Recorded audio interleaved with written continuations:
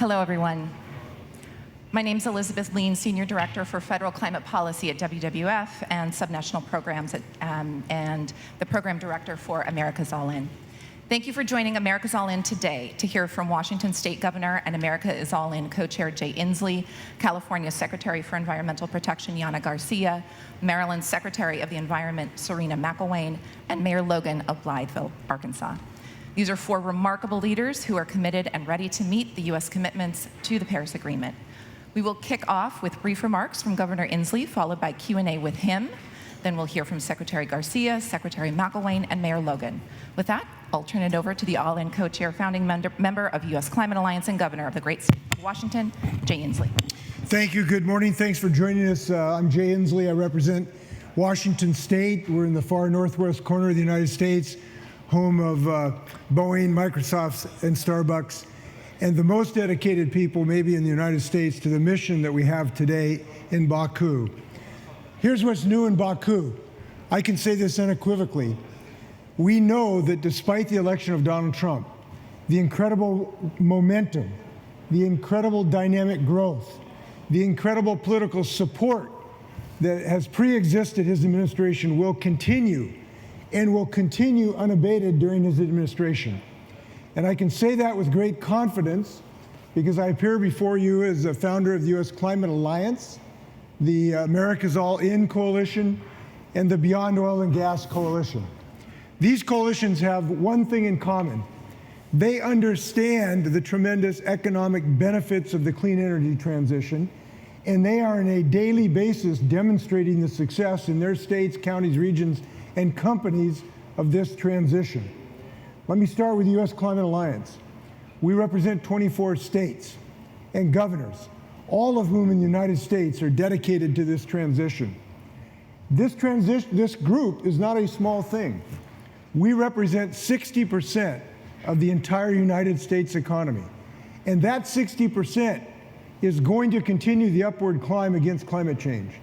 And that's why I've come to Baku, to make people understand that the Evergreen State is all in, and we're now joining over 500 organizations in the America's All In Coalition. And that coalition can be effective, is being aggressive, and will continue in this effort, despite this election at the federal level. And the reason I say that is I know people are concerned about the federal election in the United States. But here's what I believe.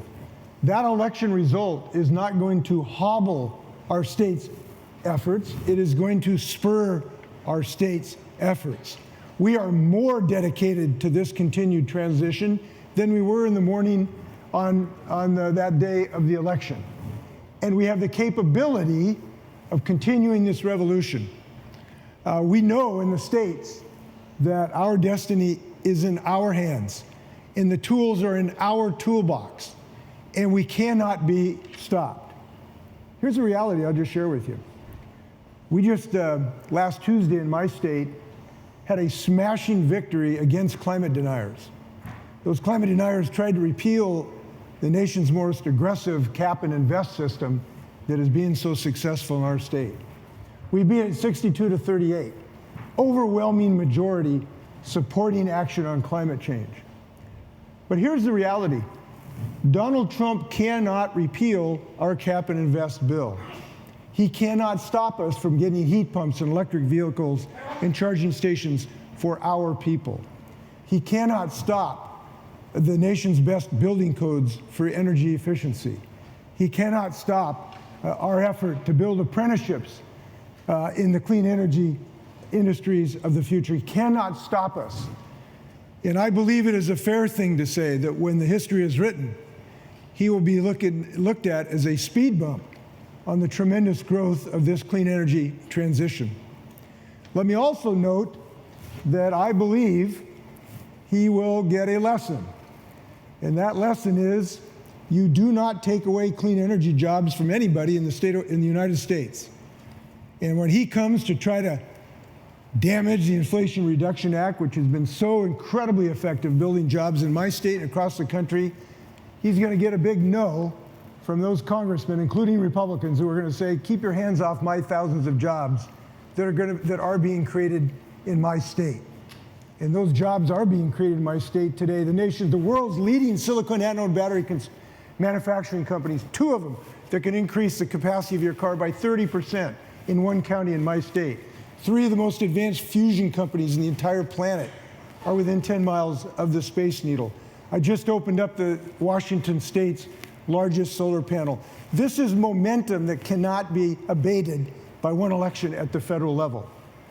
So the reason I came here is to make sure that people's ambition, ability to work together, and aggressive actions are not slowed down at all because of that election. And to date, from what I've heard from some of our colleagues around the world, that message has been delivered, and I believe that we're going to continue to make progress. So the message, my closing line is, I've given, I don't know, half a dozen speeches so far on this topic, is that in Baku, we're with you. And I hope you'll deliver that message in your homes. Happy to stand for questions. Easy questions, can we do that? Happy to stand for easy questions or softball criticisms.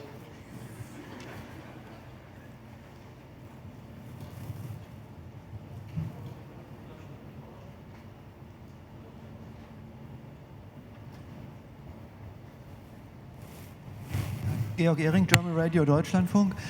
You told us what Donald Trump can't stop, but many are afraid he can't stop some things. Can you tell us what he might possibly stop and what you want to do against that? Well, what he will try is everything he can get his paws on. But what I'm saying, he's going to fail significantly.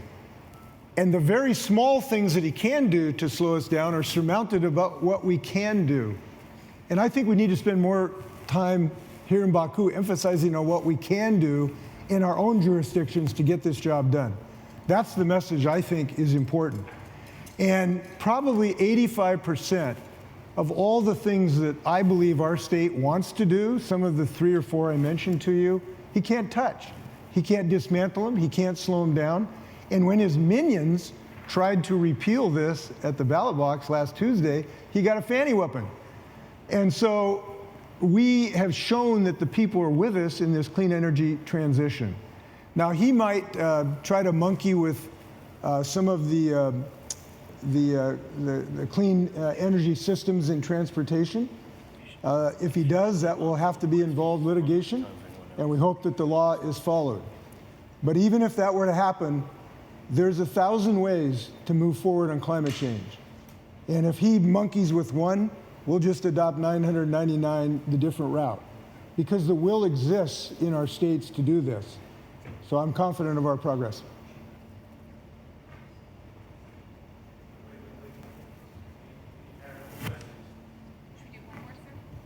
I can do a couple more if you want. It's up to you. Yeah. Okay. Can we collect 2 questions, okay. I think. Collect 2 questions. Okay. Suzanne Lynch from Politico. Governor, I'm just wondering, do you have a message for China at this gathering? Should China be doing more to reach, its own responsibilities in terms of finance? Well, first off, let me, if I can have a friendly amendment to your question. When you said, should China be doing more? All of us should be doing more. In any discussion that starts, well, somebody else should be doing more, I always think we should be doing more. My state's leading the nation in the most aggressive things in climate, but we're not done.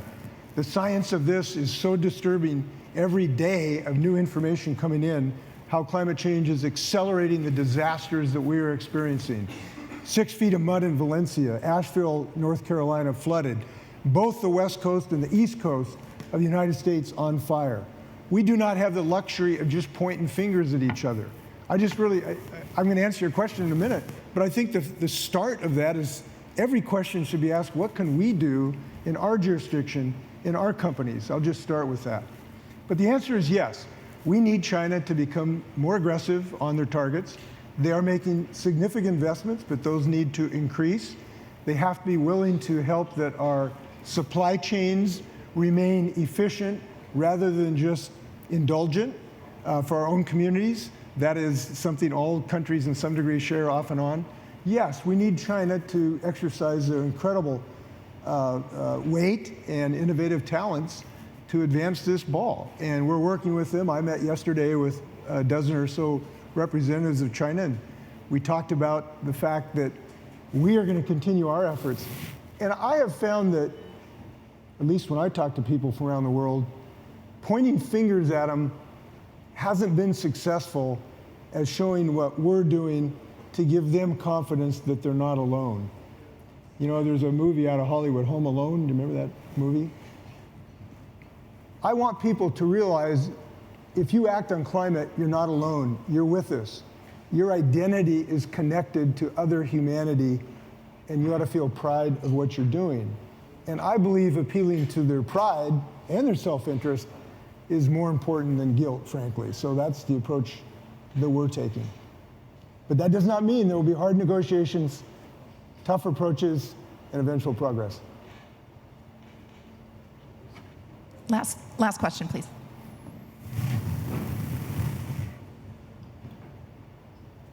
Governor, thank you, first of all, for your speech. I just had one quick question. You said that the federal elections won't put a stop against the fight against climate change, but some surveys show that there's a large, significantly large population in the US that actually does not believe in climate change and supports the rhetoric of Trump. What kind of blocking do you think this can happen, take place in the fight against climate change within the US? Thank you.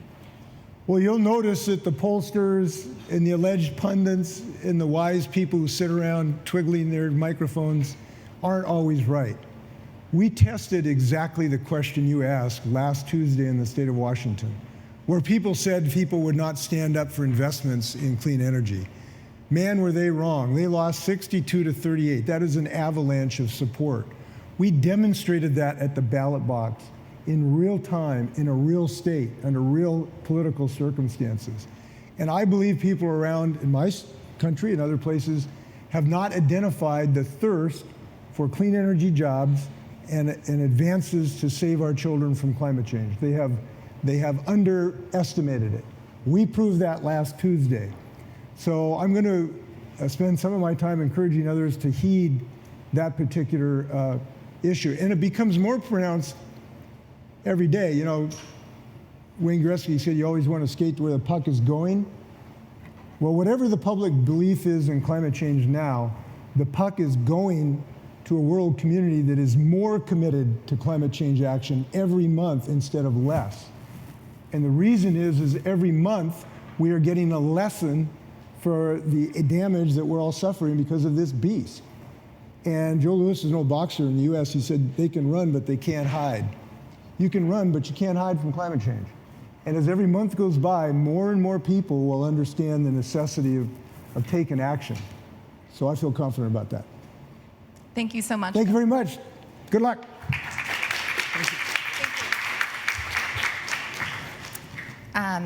Secretary Garcia, over to you, please. Thank you. Got to lower these after the governor.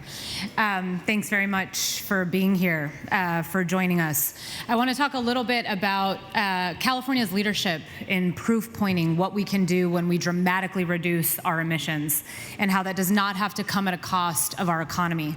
And want to pick up a little bit where the governor left off in terms of the importance of the alliances that we've made, the coalitions that we are building with subnational governments and our municipal and local and regional authorities all across the United States and across the globe. We're here in Azerbaijan to do what we have always done. In California, we have participated in every COP that has been in existence to show the importance of subnational leadership and to underscore our commitment to reduce climate emissions. In California, we've shown that you can achieve a 20% reduction in our case in emissions with a 78% increase in GDP. That is something that we intend to show to the world as a proof point, again, that our emissions reductions do not have to come at the cost of our economy. Something that any administration at a national and global level should appreciate and understand. In 2015, we were proud to co-found the Under 2 Coalition, now the largest network of subnational governments committed to achieving net zero emissions by 2050 at the latest, and we have to continue to drive our ambition even more. Together, we represent more than 50% of global GDP. Again, we are not going away. In 2017, we also joined with other climate-leading states, including Washington, under Governor Inslee's leadership, to launch the U.S. Climate Alliance and let the world know that regardless of who is in Washington, our states are running down the field on climate. Together, we represent 55% of the U.S. population and 60% of our economy. We're not slowing down. California is on the front lines of climate change and the climate crisis, its impacts on our communities. But again, we are also showing the urgency with which we have to act. We believe that at the subnational level, we can push our national governments to engage in even stronger ambition and stronger action to curb our emissions. Yes, we may have had a change in national leadership, but make no mistake, we are here to stay. We will continue this leadership no matter who is in the White House. We know that more can be done with an open hand, but we are prepared for the fight that lies ahead. We hope that many of you and your national government representatives will join with us to continue our ambitious leadership in fighting with urgency the crisis that is impacting our populations and our most vulnerable communities. Thank you again for being here. Thank you to the U.S. Climate Alliance for having us and for showing what can happen when we all pull together, and to America's All In. Thank you very much. Thank you, Secretary Garcia. Secretary McElwain.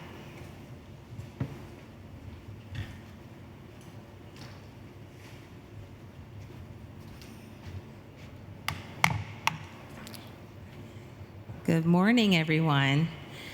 Thank you for this. Thank you all for this opportunity to be here and highlight the critical role that the subnational governments play in tackling climate change and the climate crisis that we have in front of us.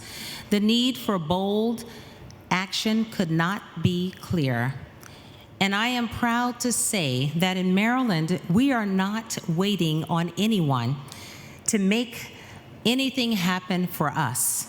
We are stepping up, we are leading, we are showing the world that this is what we can achieve when states push forward on climate action. Why does Maryland's leadership and the leadership of states across the United States matter at COP29? It matters because states have a unique power to deliver the results on the ground, to take action that directly impacts people's lives, and do so with urgency. We know the stakes are high. In Maryland, our communities feel the impacts of climate change every single day. We see rising sea levels along the our coastlines, more extreme weather threatening our homes and businesses, and health risks mounting from polluted air and polluted water. This crisis is not far off, and it's definitely not hypothetical. It is here, it is now, and it is personal. That's why in Maryland, under our governor, Governor Wes Moore, we have taken the most ambitious steps to address climate change anywhere in the country. We are aiming for 100% clean energy by 2035, and we're on track to reduce greenhouse gas emissions by 60% by 2031. And we are doing all of this not just because it's the right thing to do, but it's because we believe it is the only way forward. We're creating good jobs, we're building our clean energy economy, and ensuring that our climate policies include everyone, especially those who have been historically left behind. Maryland's participation in forums like COP29 is essential because we can bring the voice from real communities and real progress to the table. We are the ones that are implementing solutions today that the world will rely on tomorrow. And if we want to inspire other states and other nations to take action, we have to show them that it is possible, that it is doable, and that it is just. And this is not some lofty goal. It is actually happening right now in Maryland. What Maryland is doing is proof that states can be powerful engines of innovation and change. From electrifying our transportation sector to building more resilient coastline communities, we are showing that we don't have to choose from economic growth and environmental protection. They go hand in hand. And when Maryland steps onto the global stage here at COP29, we bring with us the message that a sustainable, just, and thriving future is within reach for everyone. Finally, the work of subnational governments is a reminder that we are all in together. Climate change doesn't stop at state or national borders, and our response can't either. At COP29, Maryland will join forces with other states, regions, and cities from around the world, working to build powerful coalitions for change. We will push for policies that go beyond promises, that deliver results, and that put us on the path toward a better and healthier planet. We will build new private-public partnerships that help us achieve our goals. So I stand here today proud of Maryland and determined for our futures, because we know that when we act locally, we create ripples that spread globally. Maryland is ready to lead, ready to collaborate, and ready to do what it takes to build a legacy of hope, resilience, and progress for generations to come. Thank you. Thank you, Secretary McElwain. Mayor Logan. Good morning, good morning. I am Mayor Melissa Logan, and I am here from the great state of Arkansas. I'm representing not only my city, Blytheville, but I am representing Mississippi River's Cities and Towns Initiative, which is a coalition of 105 mayors along the mighty Mississippi River. And joining me at COP29 is a mayor from the upper Mississippi River, Mayor Hollis Winston, who is the mayor of Brooklyn Park, Minnesota. So he has a city of about 80,000. I have a city of not 80,000, but what happens up and down the Mississippi River affects us both the same and different. We each have different goals, but we joined this organization, Mississippi River Cities and Towns Initiative, because it protects the most important commodity that we have, the river.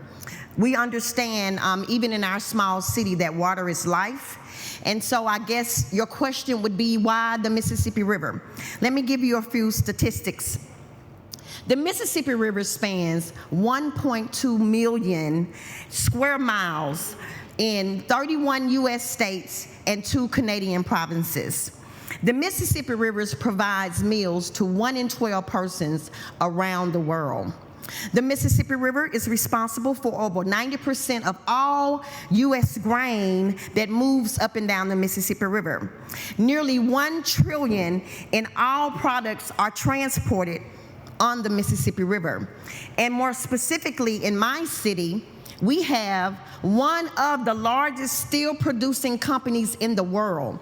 We are home to Nucor and Nucor-Yamato Steel. So why the Mississippi River? Because without it, the world would be in trouble. So what is the problem on the Mississippi River? Climate change. The Mississippi River is experiencing dual impact of land use change and climate change.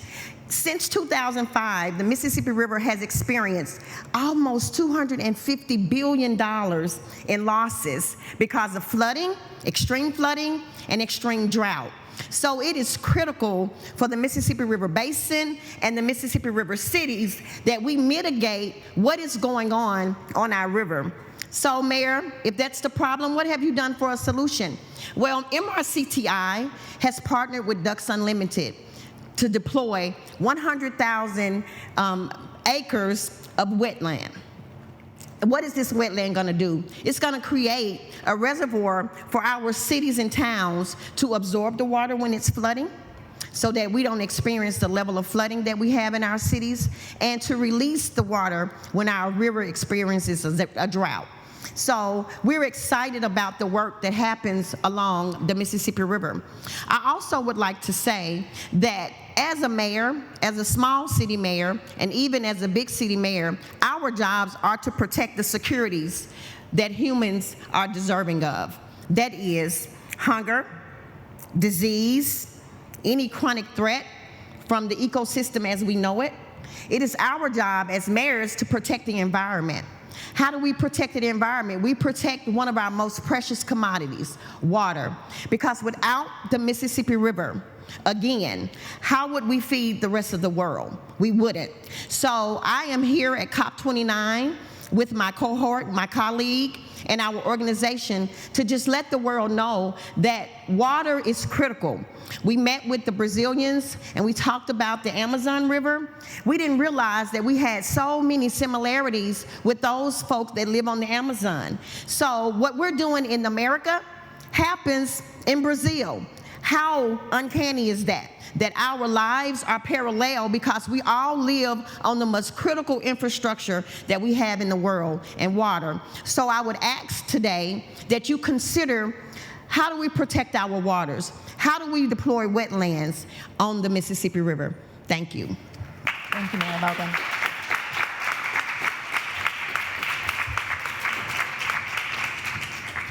Thank you all for being here. Thank you all for being here. That's all the time we have. Please join us at the America's All In Action Center. We have a number of events highlighting subnational action. That's at G28 today and tomorrow. Please do stop by. Thank you very much.